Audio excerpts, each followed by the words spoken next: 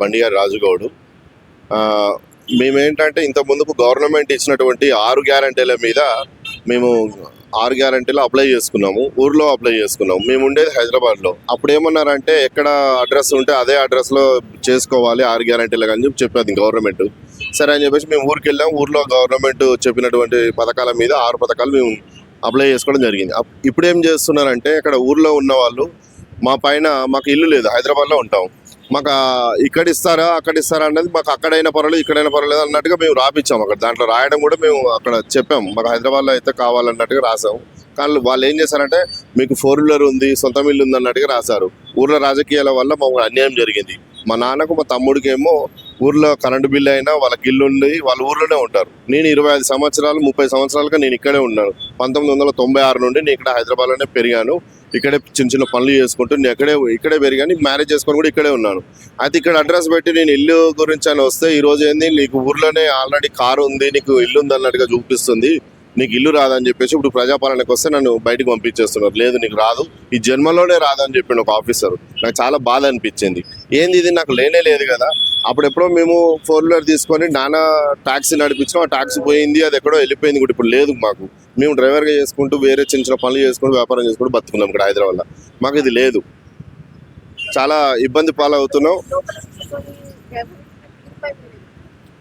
లోపల వివరించడం వాళ్ళు స్పష్టంగా చెప్పారు, చాలా బాగా చెప్పారు. వాళ్ళ జాబ్ కాబట్టి వాళ్ళ మాట తీరు చాలా బాగుంది, చాలా బ్రహ్మాండంగా చెప్పిండు. వాళ్ళ తప్పేం లేదు, ఉన్నది చెప్పిండు. వాళ్ళ తప్పేముంది, గవర్నమెంట్ తప్పది, వాళ్ళకి ఆఫీసర్లు వాళ్ళదేం తప్పు ఉంటుంది. గవర్నమెంట్ ఏం చెప్తే అది పనులు చేసేవాళ్ళు లోపల ఉండేవాళ్ళు జీతగాళ్ళు వాళ్ళు ఏం చెప్తారు. మేము కూలినాలు చేసుకునేటోళ్ళం, మాకు ఈ ప్రాబ్లం ఉంది సార్ ఇట్లా అని చెప్తే పాపం అయ్యా ఇట్లా కాదు బాబు నీ పేరు మీద ఇట్లుందని చెప్పి వాళ్ళు స్పష్టంగా చెప్పడం జరిగింది. కాకపోతే పాలన వచ్చిన తర్వాత కాంగ్రెస్ ప్రభుత్వం వచ్చిన తర్వాత ఇంకా మార్పులు వస్తాయి. ఇంత ముందుకు టీఆర్ఎస్ ప్రభుత్వం ఉన్నప్పుడు డబుల్ బెడ్రూమ్ ఇల్లులు రాలేదు, పింఛన్లు రాలేదు, ఏది మాకు చక్కగా అందింది కూడా లేదు. 10 సంవత్సరాలు తెలంగాణ వచ్చిన తర్వాత మార్పులు వస్తాయి ఉద్యోగాలు వస్తాయని మేము కూడా తెలంగాణ ఉద్యోగంలో ఎన్నో ఎన్నో చేసినాం. అవి దేనికి రాలేదు, గుర్తించలేడు ఉద్యమకారులు. మేము ఉద్యమకారులుగా పనిచేసిన రోజులు కూడా ఉండే, అప్పుడు ఏది రాలేదు. ఇప్పుడు కాంగ్రెస్ ప్రభుత్వం వచ్చింది, ఇక్కడైనా ఏదైనా వస్తుందేమో అని చాలా ఆశించినాం. ఇక్కడికి వచ్చిన తర్వాత కూడా గవర్నమెంట్ 6 గ్యారంటీలు అని చెప్పి ఈ 6 గ్యారంటీలు కూడా మాకేమీ రాలేదు. దీంట్లో కూడా మేము లాస్ అయిపోయినాం. మాకు చాలా నష్టమే జరిగింది తప్ప ఏమి జరిగినట్టుగా అయితే మాకేమి మెరుపు అనిపించట్లేదు. ఈ ప్రభుత్వం కూడా ఎవడొచ్చినా లంకల రాక్షసులు వచ్చినట్టుగానే ఉంది పాలన తప్ప మాకు వేరేగా ఏం కనిపించట్లేదు. ఈ పాలన మారాలంటే మళ్ళీ ఒక అంబేద్కర్ లాంటి పూలే లాంటి వాళ్ళు వస్తే కానీ ఈడ జనాలు మారేటట్లేదు. ఈ ప్రభుత్వం ఏం నాకు అంతగా నచ్చిన ప్రభుత్వమే కాదు. ఈ ప్రభుత్వమైనా ఆ ప్రభుత్వమైనా ఎవడొచ్చినా అదే రాక్షస పాలన ఉంది.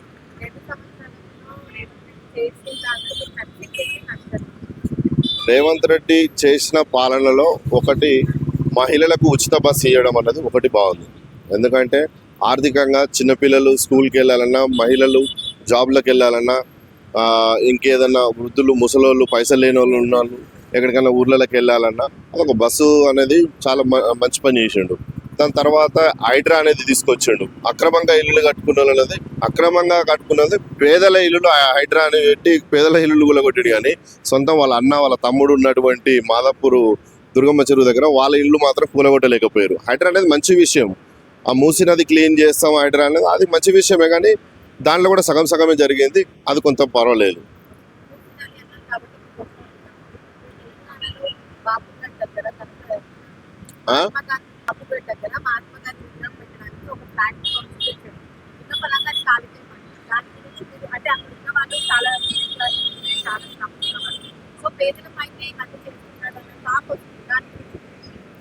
నేనేమంటానంటే గాంధీ తాత విగ్రహం అనేది అవసరం లేదు.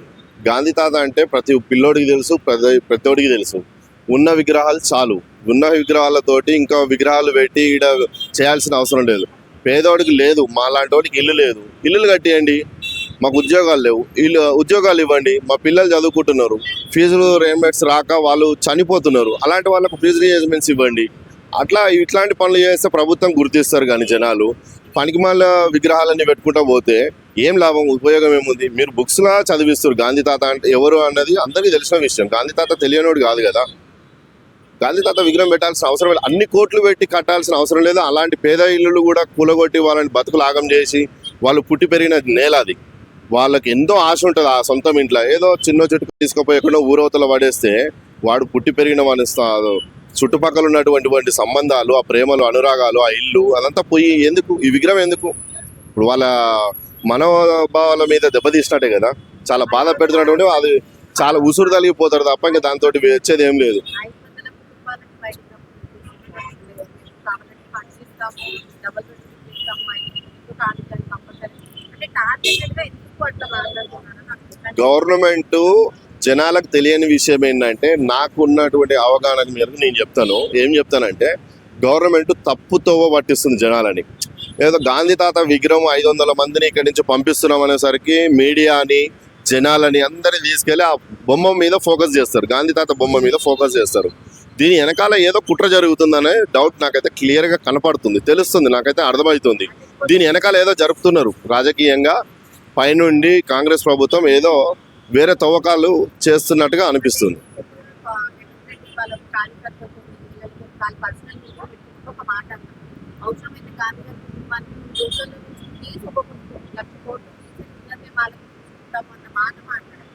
అంటే అదే దాన్ని పబ్లిక్ పైన యూజ్ చేయడం కదా కొంతమంది బీజేపీ కానీ పబ్లిక్ గా దాని క్లియర్గా చెప్పాలంటే ఏంటంటే, కాంగ్రెస్ పార్టీ నుంచి మా జేబులో నుంచి వేసుకుంటాం అనేది తప్పు విషయాలు. ఇవన్నీ జనాల పైసలు. మీ జేబులో ఉన్న పైసలు ఎక్కడివి? ఇవి జనాలు మా కష్టార్జితం.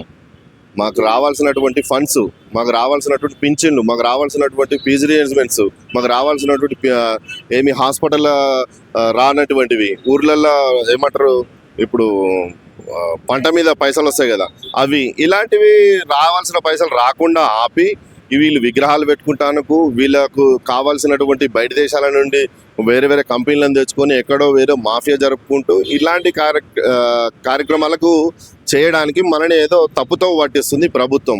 ఒవ్వని జేబులో ₹1 వాళ్ళ సొంత డబ్బులేమి కాదు, జనాల డబ్బులే అవి. నువ్వు నీ జేబులో నుంచి పెట్టినా కూడా అవి జనాల పైసలే కదా. ఎక్కడికి వెళ్ళి వచ్చి నీకు ఇన్ని పైసలు? నీ తాతల ముత్తాతల నుంచి మీకు ఎక్కడున్నాయి పైసలు? ఈ డబ్బులు ఇన్ని ఉన్నాయా? మాకు లేదు, మీకు ఏడికెళ్ళి వచ్చినాయి? మేమెందుకు ఇట్టున్నాం, మీ దగ్గర ఎందుకు కట్టున్నాయి? ప్రభుత్వాలు మీ చేతులు పట్టుకొని మీ దగ్గర పగ్గాలు ఉన్నాయని చెప్పేసి ఇష్టం వచ్చినట్టుగా అక్రమ దందలు చేసుకుంటా, అక్రమ సంపాదన సంపాదించి మాలాంటి పేదలకు ఇల్లులు ఇవ్వకుండా, మా పేదలకు ఉద్యోగాలు ఇవ్వకుండా మీరు తప్పుతో పట్టిస్తూ, ఇప్పుడు కూడా జనాలను మభ్య పెడుతూ, బొమ్మలని, విగ్రహాలని ఈ తప్పుతో పట్టిస్తూ మీరు ఇంకేదో రాజకీయాలు చేసుకుంటూ మీ సంపద కోసం, మీ ఆస్తుల కోసం వాళ్ళు చేస్తున్నటువంటి కుట్రలు తప్ప ఇక్కడ వేరే ఏది కాదు. అవును. అంటే తక్కువ ఎక్కడ వస్తే అక్కడ తీసుకునే ప్రయత్నం అయితే చేస్తారు. దాన్ని మళ్ళీ హైదరాబాద్ చాలా మంది పబ్లిక్ అదే అప్పుడు ఇచ్చేది వాడే, కులగొట్టేది వాడే కదా. పేదోడు ఎప్పుడు పేదోడిగానే ఉండాలి, గొప్పవాడిగా ఎదగకూడదు. వాడికి సొంత ఇల్లు ఇచ్చినాం అనుకో, వీడు ఈ రోజు ₹4 పెట్టి సంపాదించుకుంటాడు. నెలకు 20,000, 10,000, 15,000, 20,000 ఏదో వస్తుంది. ఆ వచ్చిన దాన్ని వాని హాస్పిటల్ ఖర్చు, వాని ఇల్లు కిరాయి, వాని పిల్లలు చదివించుకోవడం, వాని కూరగాయల ఖర్చు, వాడి రెగ్యులర్గా సహజ ఖర్చుల వరకు సరిపోతాను జీవితం. వాడు ఇంకో ₹10 సంపాదించి రాజకీయంగా ఎదగొద్దు. వాడు ₹10 సంపాదించి మంచి ఆఫీసులు పెట్టుకోవద్దు, కంపెనీలు పెట్టుకోవద్దు, వాళ్ళు వ్యాపారాలు చేసుకొని డబ్బులు సంపాదించుకోవద్దు. వాడి పిల్లల పుస్తకాలు తాడులు ఉండొద్దు, వానికి బంగారం ఉండొద్దు, ఏది ఉండకుండా వాడు ఎప్పుడు అడగదినటువంటి లెక్క ఉండాలి. ప్రభుత్వం ప్లాన్స్ ఇవి. ఈ ప్రభుత్వమే కాదు, గత ప్రభుత్వాలైనా, అంతకన్నా పోయిన ప్రభుత్వాలైనా. అందుకనే ఒక్కొక్కడు హెలికాప్టర్లు కూలిపోయారు, ఆరోగ్యాలు నష్టపోయి చచ్చిపోయిన వాళ్ళు ఉన్నారు. తెలంగాణలో ఇక్కడ మేము కష్టపడి మా తాత ముత్తాతల నుంచి రాజకీయ నాయకులు ఎంతో మందిని ఈ తెలంగాణ గడ్డ మీద, ఈ భారతదేశ వ్యాప్తంగానే ఈ తెలంగాణ గడ్డకు ఉన్నటువంటి వేరే పౌరుషం, ఇక్కడ ఎప్పటి నుంచో అణచివేతలు, అప్పటి రజాకారులు కావచ్చు, వాళ్ళకి ఇంకా కూడా ఆ అగవన రానియకూడదు, వీళ్ళని ఇంకా తొక్కిపడేయాలి, ఇంకా అదే పాలన అడుగుతుంది. రేపు తెలంగాణ వచ్చినాక ఈరోజు కాలిర కొట్టుకొని పోయి పామదులో పడినాడు. రేవంత్ రెడ్డి గారికి ఇప్పటికైనా మీరు కేసీఆర్ని చూసి బుద్ధి తెచ్చుకోండి. ఆయన చేసినటువంటి తప్పులు మీరు చేయకండి. మీరు మంచి పాలన తెచ్చుకోండి. ఒక మంచి నాయకుడిగా ఇప్పటికీ మీకు కొంచెం పేరు బాగుంది. రేవంత్ రెడ్డి ఒక కేసీఆర్ అసంటోని కొంచెం ఓడగొట్టి గెలవగలిగిందంటే మంచి పేరు. ఆ పేరుని సంపాదించుకోండి. రెడ్డి అనే తోకని కట్ చేసుకొని ఒక మంచి బహుజన రాజాధికారాన్ని తీసుకొచ్చుకొని మీరు రెడ్డిని మేము మా పాలన అన్నట్టుగా దొరల పటేల్ పాలన అనేది అహంకారాన్ని వదిలి మంచి జనాల్లో ఉండండి, జనంతో ఉండండి, జనాలకు అధికారం ఇవ్వండి, జనాలకు మంచి ఉద్యోగాలు ఇవ్వండి. అందరితో పాటు మీరు ఈ తెలంగాణలో మంచి బతకండి. ఫామ్ హౌస్కు పరిమితం కాకండి మీరు కూడా ఆయన లెక్క మా సూచన.